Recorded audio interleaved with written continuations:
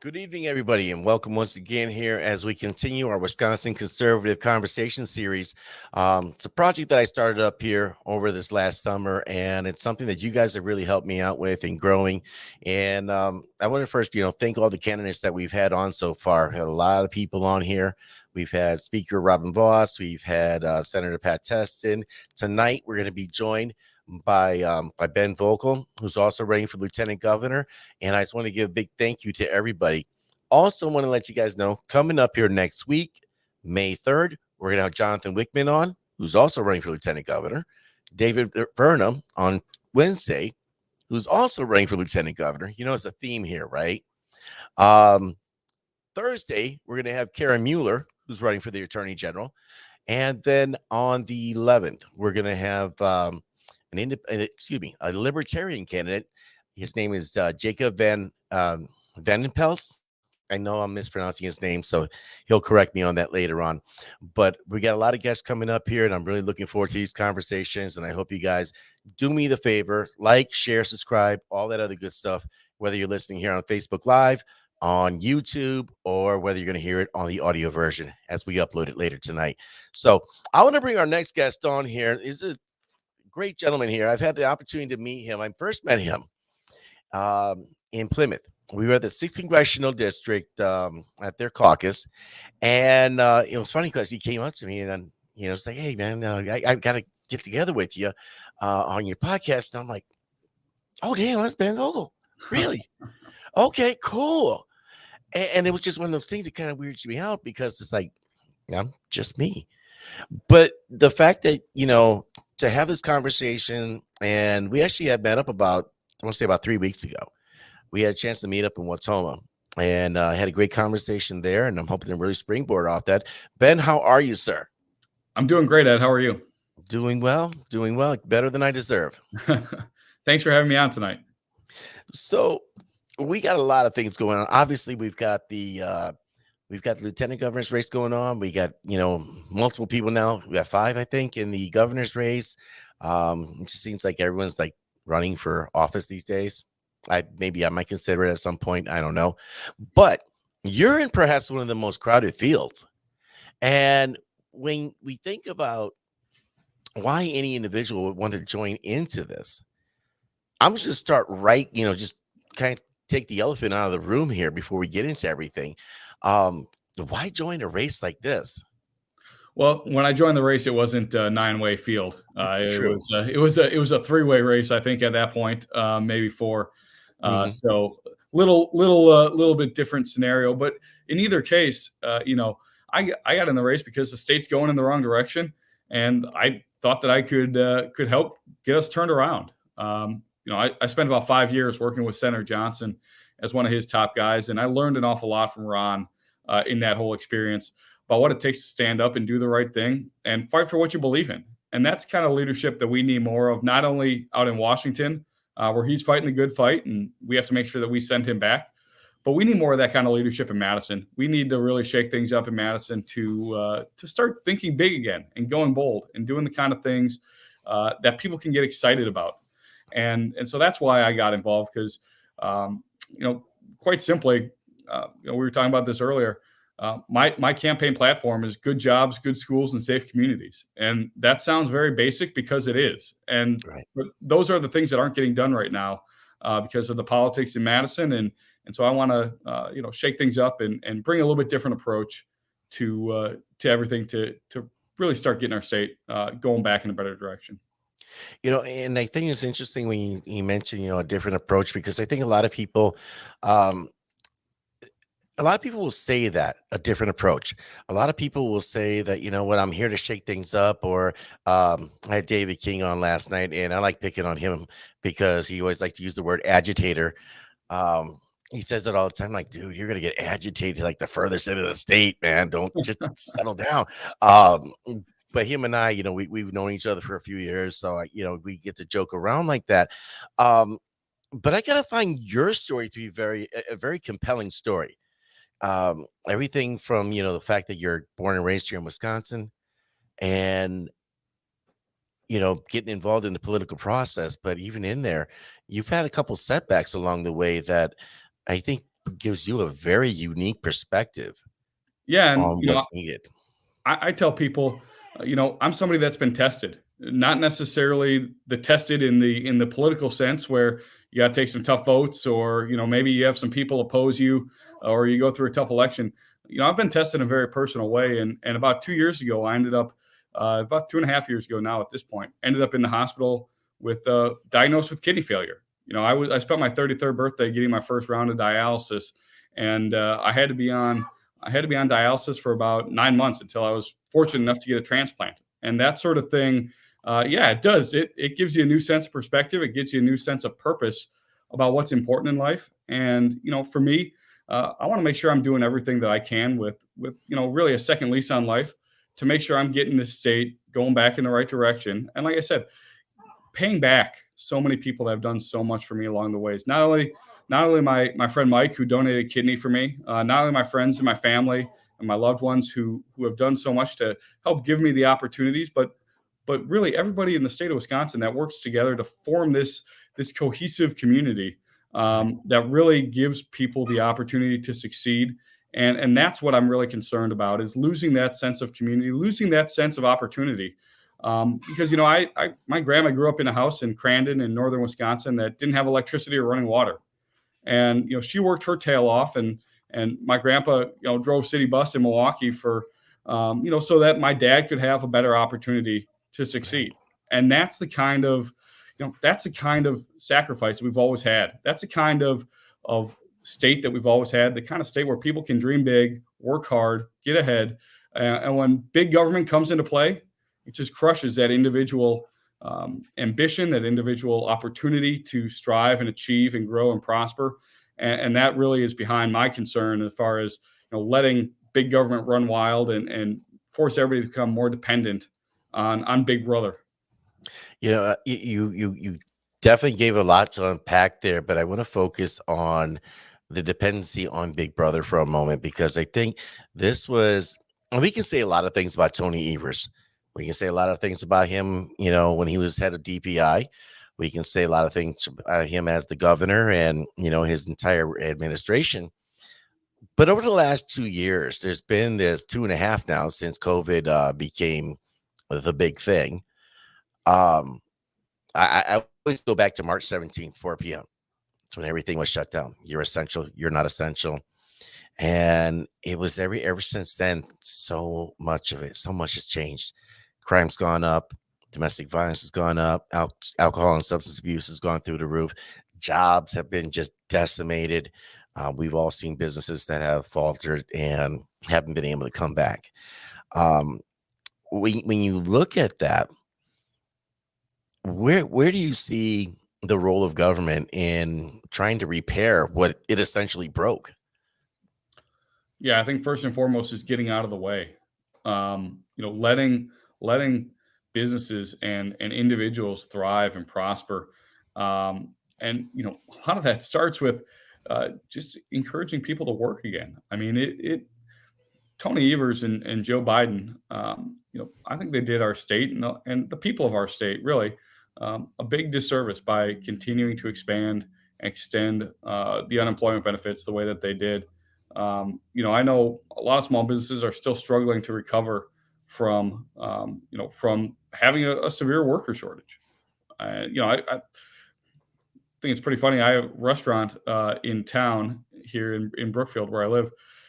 Drove past it the other day. They had a sign out front that said "No help needed." I mean, that's Mhm. how bad the situation is. That you have a restaurant that is putting a sign out front saying we are fully staffed, and that makes Right. us different than everybody else. I mean, that's a sign of a pretty functionally broken economy. And Tony Evers is only making it worse. And really, you know, it gets back to my three basic points: good jobs, good schools, safe communities. Lay the groundwork for people to succeed, and then make sure that kids are getting the kind of skills they need to enter the workforce and prosper. And that's really not happening now. Kids are falling further and further behind, and then they're met with an environment where crime, drug abuse in a lot of parts of the state is running rampant, and Mhm. that is just I I don't think you can calculate necessarily the impact that has on child test scores, on uh, economic achievement and advancement, but it's significant, and people all across the state are feeling that. I So think one of the oh, sorry, go ahead, please. no, no, no. Go ahead. Yeah, one of the things that I think we've noticed, and I think this has been a problem for Wisconsin for, I would venture to say at least 20, 30 years, easy, is that Wisconsin's always had this brain drain issue where the best and the brightest of us generally tend to want to leave state for whatever reason. Milwaukee, Madison isn't sexy enough, so they decide to go to Chicago, New York, or some other big city. But then you couple that with, everything that's happened in the schools over the last 2 years, failing test scores, everything else like that. What are some ways that we can probably get back to that and actually make schools accountable for the students, but also to ensure that things like, CRT or, kitty litter boxes. And I don't know if I haven't been able to confirm that. I've heard stories about this, Sure. furries and all that other stuff in schools. But just for the sake of discussion, we'll throw that in there too. I think it all comes back to following the money, and that's one of the things that I'm talking about when I'm going around the state. Is every single parent should have the opportunity to find the best education for their kids. Parents should be able to go out, and if the school that they're sending their kids to is failing for whatever regard, whether the kids aren't learning, whether achievement levels are low, or whether the schools are trying to stuff some crazy CRT stuff down kids' throats. Parents deserve to have the opportunity to go shopping, find a better option for their kids. So I'm strongly in favor of universal school choice.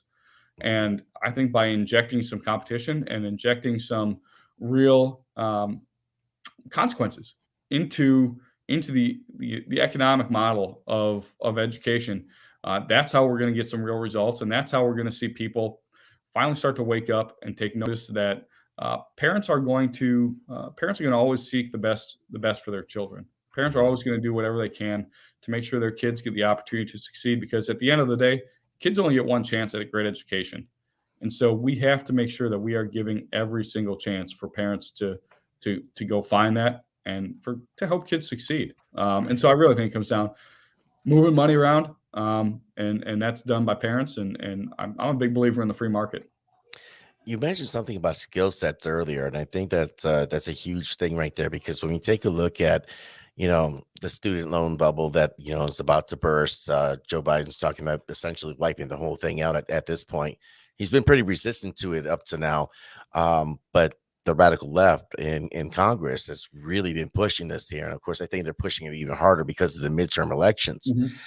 But when we take a look at how this economy has changed, we've become I mean, there's nothing you can't learn that's not on YouTube.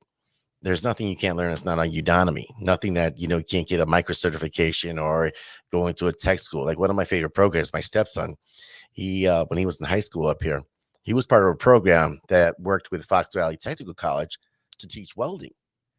And the young man's a mechanic now, and he does welding and all that other good stuff.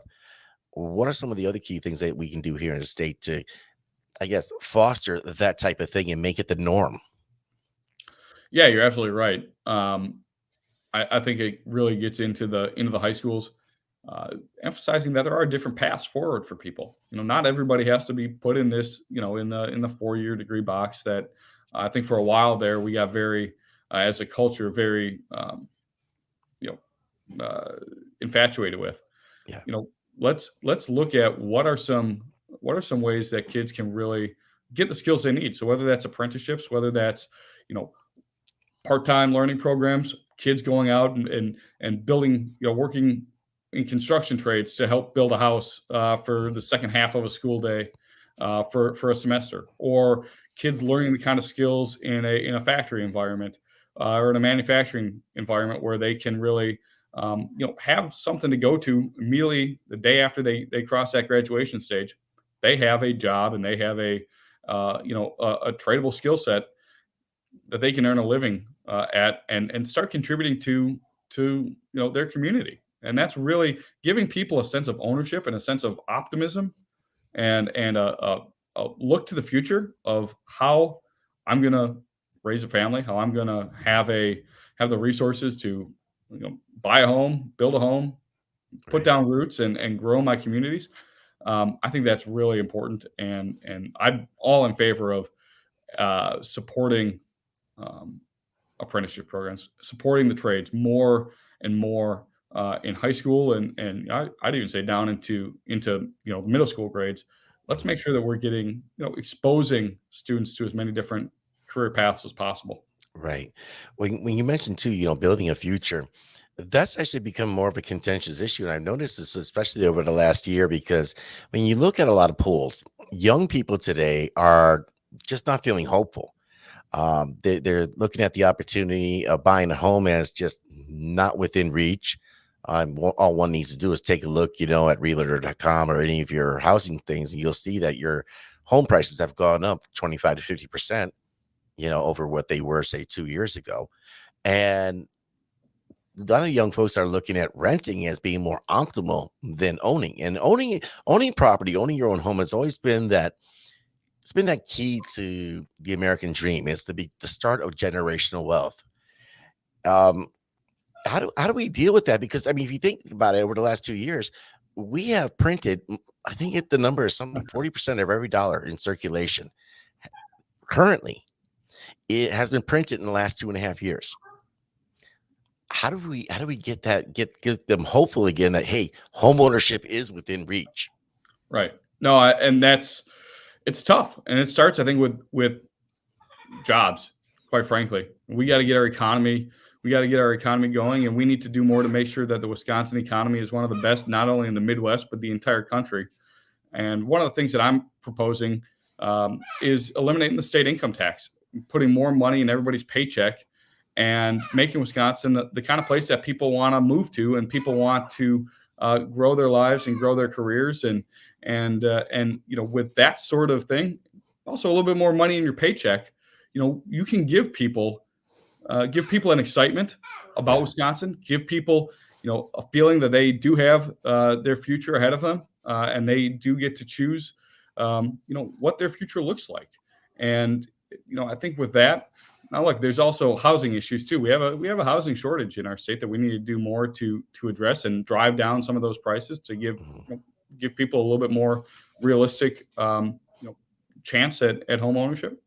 Um, it's a hot market that obviously is affecting things as well the last few years, and the Biden administration, like you mentioned, is not helping things with the way that they've just set the money printer on and turned it on full blast. well, that's the crazy part because you look at, how it's affecting. It sounds great, oh, my house went up $50,000. Yeah, that's great, but so do your taxes now. And how do you, celebrate that when you're going out and you're paying your $4 a gallon for gas, and then you go to the grocery store and you're paying, $4.99 for a pound of hamburger meat, and that's on sale. Right. That's the crazy part.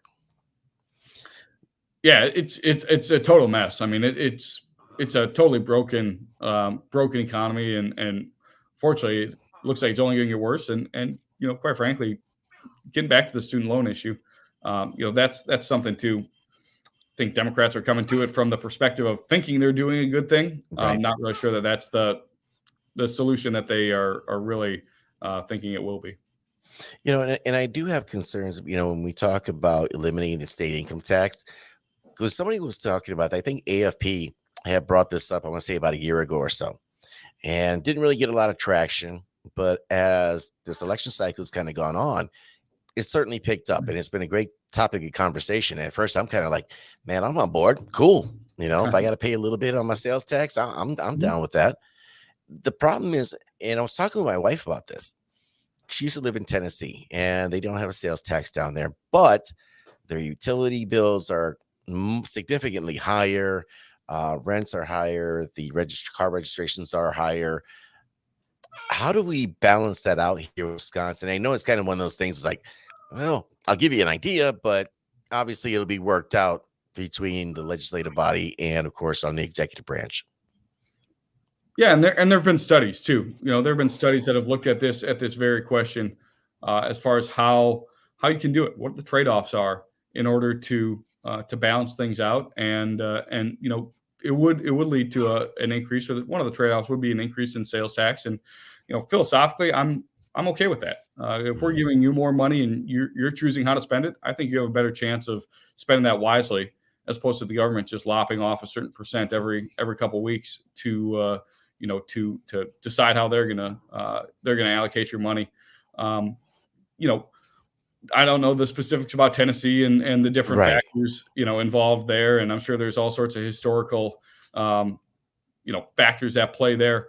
Mhm. Um, I just know if you're looking at the states that are growing the fastest across the entire country, states like Texas, Tennessee, and Florida, states that are giving people a reason to get excited to move there, Yeah. and people stay there too. Quite frankly, I mean we have enough people in Wisconsin that spend 6 months and one day in Florida just to claim Florida residency for their tax purposes, and I don't think that's really great for our state. We No. should be doing more to make people want to move to Wisconsin and stay in Wisconsin.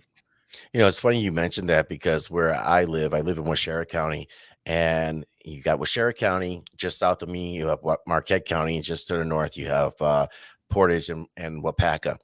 And it is so funny because during the winter months, like right about now, you have a lot of those folks. The snowbirds, they're gone. They're down in Florida. They're down in Texas. They're down in Mexico. They're down in different joints. But sometime next month, they all come up here. I mean, you have the city of Watoma, which has about 2,200 people in it.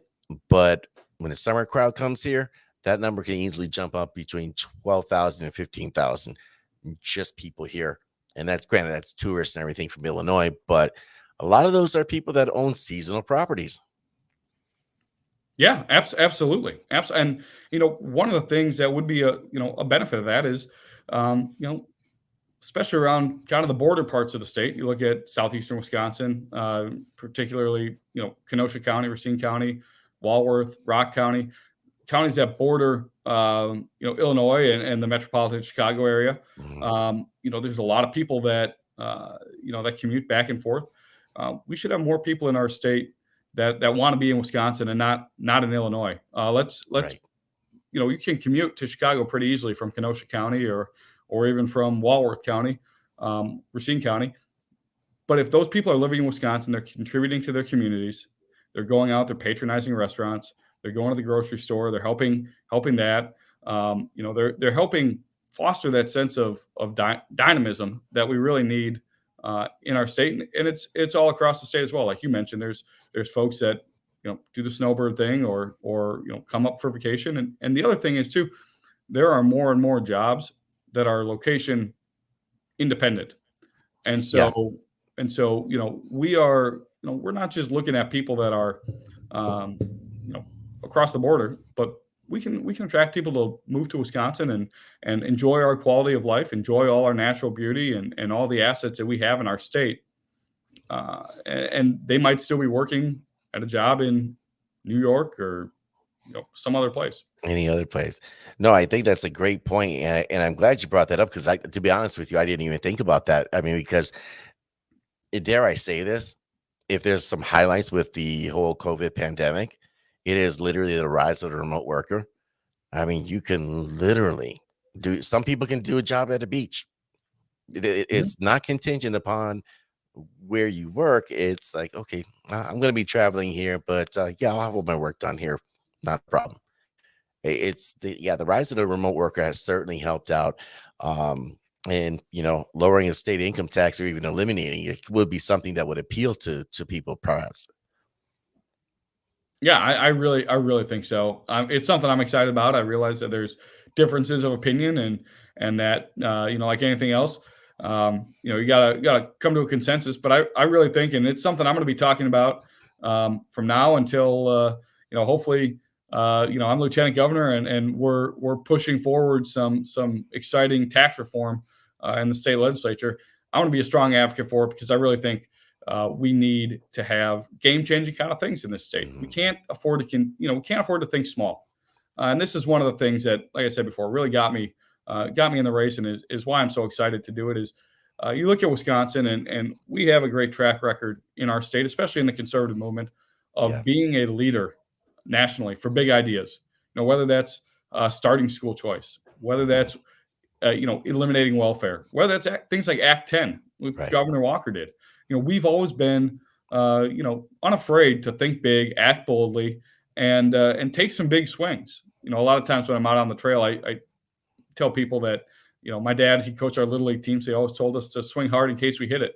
And I think Mhm. that's the kind of mentality we need, because that's going to give people, number one, it's going to give people a reason to vote for us. But number two, Yeah. people trust you and invest a lot with their vote.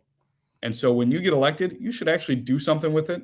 You Yeah. should actually make a difference and move the ball in a big way, not just play around the margins and move things around and keep issues on deck so that you have something else to run on next year and Yeah. run on 2 years after that and continue to leave a little trail of breadcrumbs and goodies.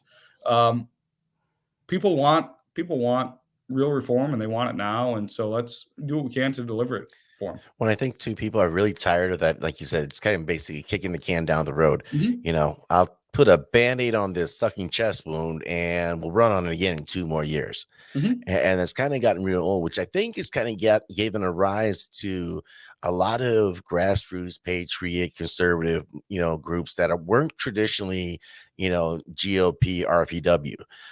For example, myself, I always call myself a disaffected Republican because, generally speaking, I never joined the Republican Party. I didn't join the Republican Party until January of this year, to be honest with you.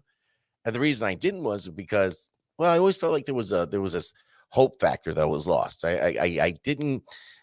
My idea of fighting for the conservative movement is actually going out and you know doing what you say, fighting against the left.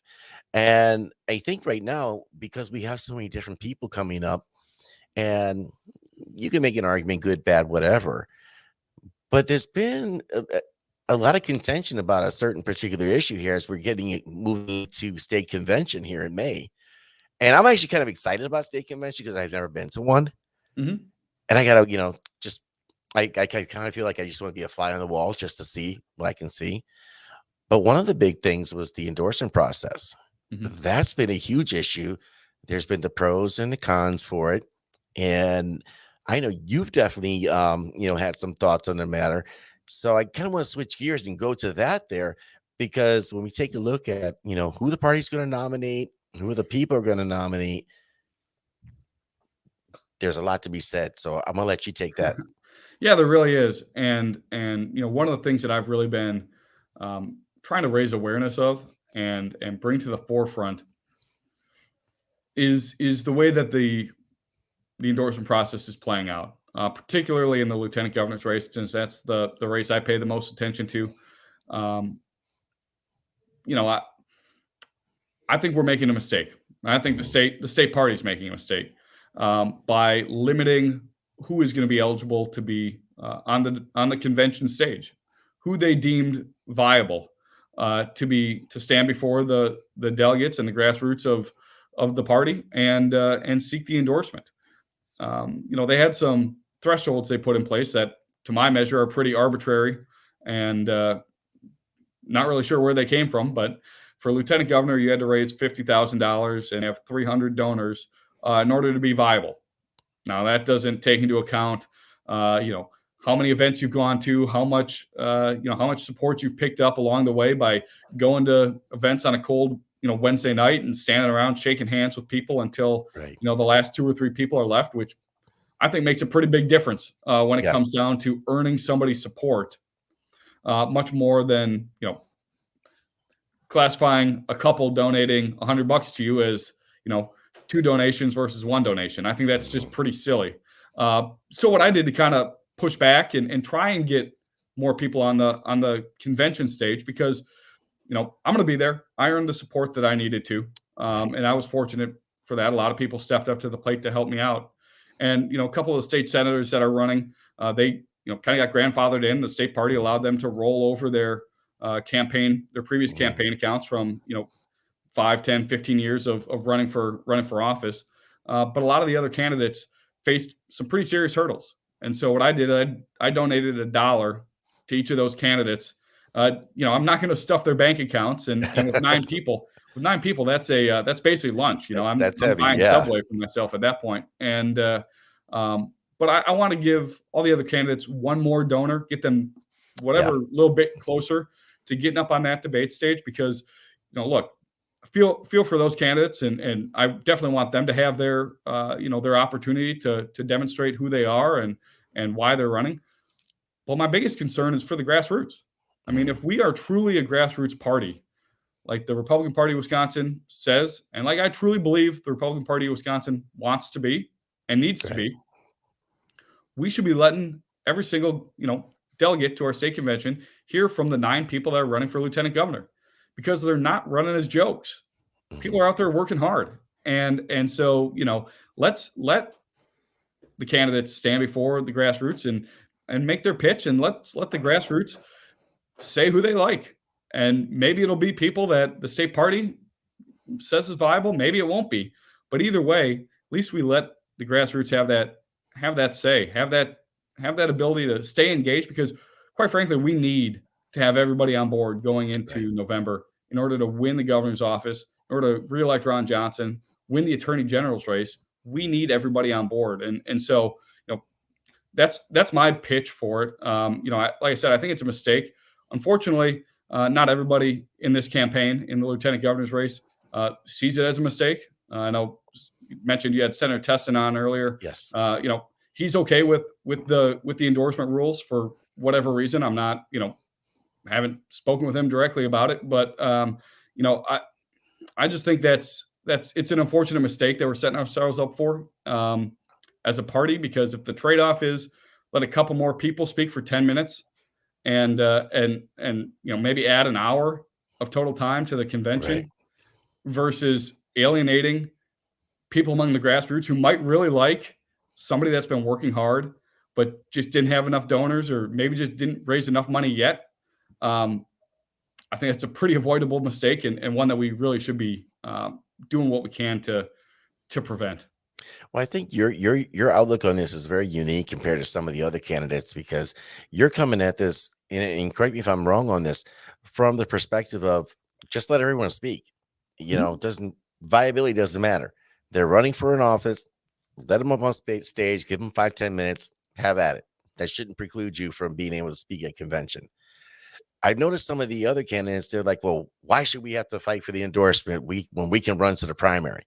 And I've always looked at that as like, okay, that's legitimate. You do have the right to run to the primary, but my understanding is, according to RPW's constitution, they have to try to get, they vote, the delegates vote, and those people try to get the 60%. If you can't get the 60%, everything goes to the primary. And it just seems there's a bit of a difference there I've noticed on your approach versus a lot of other folks' approach on that. What are your thoughts on that endorsement itself, with the whole voting of delegates and trying to get to 60%? Yeah, I mean, it is what it is. I mean, I think one thing we have to keep in mind as a party, endorsement, no endorsement, we have to keep in mind that there's a lot of Ed Delgados out there. Mhm. There's a lot of people that we need to vote for conservative candidates who never in a million years would either consider themselves a Republican, would show up to a Republican Party event, or even in a lot of cases, even consider themselves political beings in general. They Right. just want to go about, live their lives, and have common sense prevail and keep the government off their back. And Mhm. so we need to make sure that we are reaching out and talking to those people, and making sure that we're fielding candidates that will appeal. Will appeal to people across the board, and will appeal to folks that aren't showing up to Madison at the end of the day. And that can be somebody that does seek the endorsement. And Right. I'm going to be seeking the endorsement. There a lot comes with it. A lot Mhm. of institutional power comes with it. Um, you know, having people in the state party going out and knocking doors for you and whatnot, it's a huge force amplifier. And as long as that is, out there, I'm going to be doing everything I can to try and get that for myself. Yeah. Whether it should be, whether it shouldn't be, the primary is there at the end too. And so, nobody's saying you can't run in a primary, but I just, I am doing everything I can to try and win as much support at the convention, and then win as much Yeah. support as I can in the primary. I see it as not an either or, but a both approach. Mhm. Well, I think it's important to know too, like if an individual's, really pushing them to get that, I think you're absolutely right. I don't think it gets highlighted enough, from people knocking doors to mailing lists, email lists. I mean, there's so much that comes with it that any candidate would, I mean, why wouldn't you want that? That can't help but, like you said, it's a multiplier. I mean, it's a big deal. Um, so obviously running for lieutenant governor. And I love this question because I notice I get different answers from different people. But what do you see as the role of lieutenant governor, or what would you like to see the role of the lieutenant governor become? Yeah, I think it's a sales job. To really boil it down, I think it's a sales job. Going out and spreading the message about the agenda that the administration is pursuing. Because if you're doing it right, the administration is going to be going after some pretty big items and making some pretty big reforms. And not everybody in the state legislature is going to be on board with that, at least initially. And so I want to be out there going around talking to the grassroots and making sure that they're letting their legislators know that they have their back, because if they take some tough votes, they're going to catch incoming from from Democrats, from the media, from other people. They need to know that they have grassroots support behind them. So I'm going to be out there rallying support. I also want to be out there telling the story about Wisconsin and all the good things that we're going to have coming our way, and the good how great a place it is to live and work and raise a family. And so trying to attract people, trying to attract business to the state, I think both are really huge. Um, and also, I think pretty critically, when I'm out selling the administration's agenda, I'm also taking information back to Madison and popping that Yes. bubble, because too often Madison just becomes a place where politicians talk to lobbyists who talk to politicians who talk to other lobbyists, and there's this group think and this hive mindset Mhm. that sometimes people just don't break out of. And so I want to shake that up. I want to take the knowledge, take the insights that I'm learning from people all across the state as I'm traveling, and inject that common sense back into the conversation. Because like I tell people, if I'm doing it right, I'll be doing as many events after I get elected lieutenant governor as I'm Yep. doing right now on the campaign. Because you got to be out there, you got to be talking to people, making sure that they are hearing what you have to say, but that you're listening. The old "you're born with two ears and one mouth, use them in that Mhm. proportion." I think that's important, and the kind of thing you need to do to make sure that you're doing the governor the best service that you can.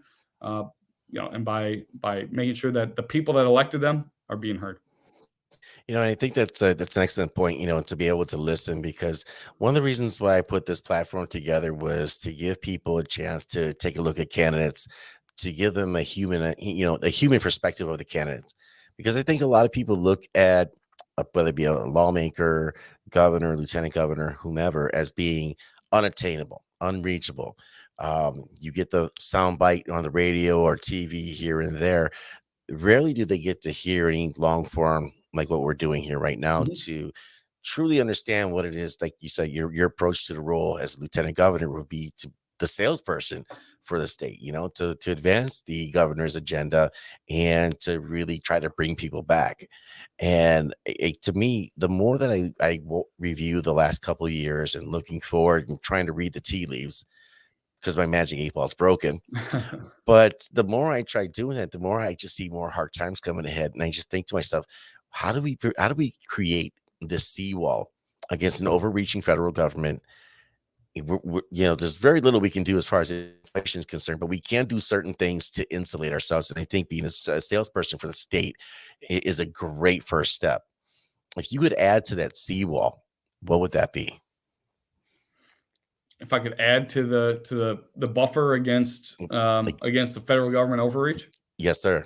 yeah, I think it starts by making Wisconsin as strong as possible economically, first and foremost, because a lot of what the federal government, a lot of the way that they get control over each of our lives is by dangling quote unquote free money out there, Mhm.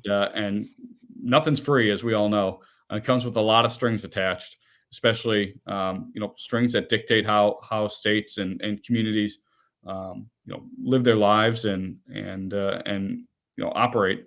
So I Right. think strengthening Wisconsin's economy first and foremost will give us the opportunity to call more of our own shots. Not be reliant on the federal government. Push back when uh, the federal government tries to institute dictates on our lives, and give us the confidence to truly stand on our own and be the kind of state um, that isn't a follower, that isn't Right. looking to the government for direction, but is charting our own course in a bold way, a brave way, and we're on the front foot, so to speak. We're the one dictating the action, taking the action ourselves, not sitting back and have events happen to us, but go forward with that. I mean, that's one thing that Senator Johnson. I heard him say it a million times because I was his communications director, and so this was one of his points that he kept going back to during interviews, which was the number one solution to any problem is strong economic growth. Hmm. That helps in so many different ways. Reduces crime, which I know we'll hopefully get a chance to talk about here in a little bit. Reduces Yep. crime. It improves educational outcomes. It gives people an excitement about their future, and it provides the state some more freedom fiscally, because if people are doing well, it just follows that the states can be doing well economically.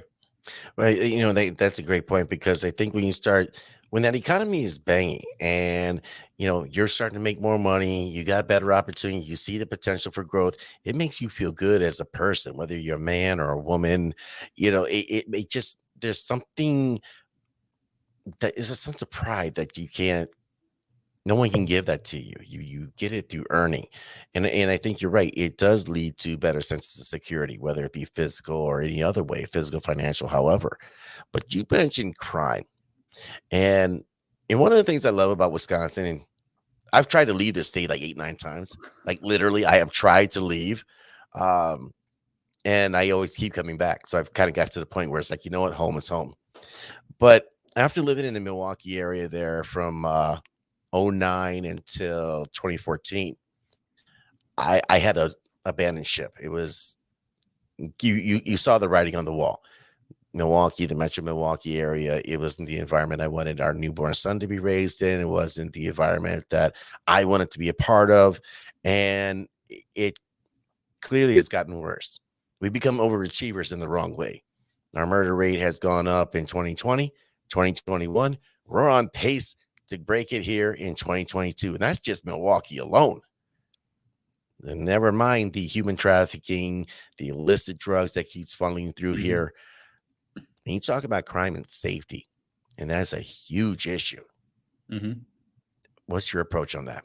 Yeah, it's only getting worse too, like you said. You cited a couple of the numbers from Milwaukee as far as the homicides. You know, when it comes to Milwaukee, and obviously they get the biggest headlines because they have the biggest numbers.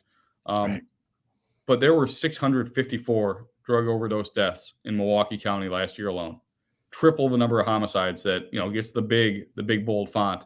Um, and the drug epidemic sweeping across our state is huge. It's a statewide problem. Mhm. The drugs of choice, you know, are regional. Yep. There's a little variation. Different parts of the state have different primary issues when it comes to drugs. But the common denominator is it is ripping families and ripping communities apart, and it's leading to increasing crime. It's leading to people that aren't able to participate in the workforce because they are addicted. Mhm. They're just not able to contribute. They're not able to pass a drug test, or they're not able to even show up to work on time. Right. It has a tremendous amount of trickle down issues, and unfortunately, like I said, it's only going to get worse because Joe Biden's looking to repeal Title 42, which has been Mhm. helping reduce the flow of illegal immigration across our southern border. When that goes, we are going to see more and more drugs, more and Right. more people coming into Texas, coming into Arizona, but they're not going to stay there. The drugs are definitely going to work their way throughout the rest of the country, including Wisconsin, sadly. And I think we're going to see more and more overdoses spike as the summer goes on and as the year goes on, and um, you know it's troubling. So what do we do about it? I think first and foremost, violent offenders need to face higher bails and longer sentences. We also need to do a better job of holding people accountable for their actions. Right Mhm. now it's the amount of car thefts in Oh Milwaukee, goodness, yeah. the amount of just unprosecuted crime all across the state. It leads to this cycle of people thinking that the laws just don't apply to them, because in some cases they don't. And so, we really need to have a commitment to the rule of law, a commitment to prosecuting offenders, and making sure that the violent folks, the people that are really causing havoc across our state, are behind bars. Mhm. Well, then I think that's been a problem, especially in the Milwaukee area. It's been a joke for the longest time. That's a revolving door. That's why so many people have no fear of law enforcement, because for the most part, it's almost like getting arrested and locked up for a brief amount of time is a rite of passage. And I think it's rather unfortunate because, like you said, drugs, whether it be the usage of it, being incarcerated, those are the two biggest impediments of for most employers when it comes to hiring people. Well, it's a little different now because now you just got to get somebody that actually wants to work. But Right. generally speaking, your two biggest impediments are failure of drug test and criminal background. And I'm a big fan of Trump's, what was it, Second Chance Act, where essentially it's like, hey, man, you committed a crime, but you know what? You did your time. Let's get you back out there.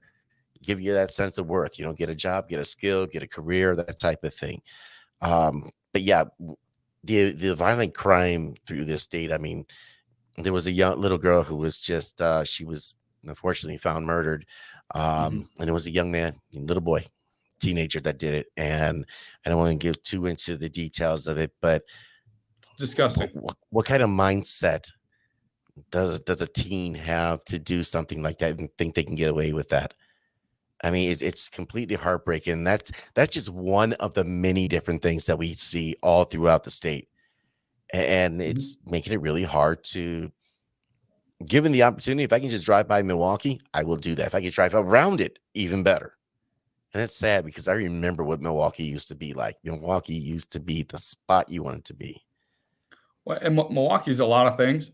Uh, but we have to be honest, and if Wisconsin is going to prosper and thrive economically, Milwaukee's key to that. It Milwaukee is. needs to get its act together, and Milwaukee has to succeed in order for Wisconsin to succeed.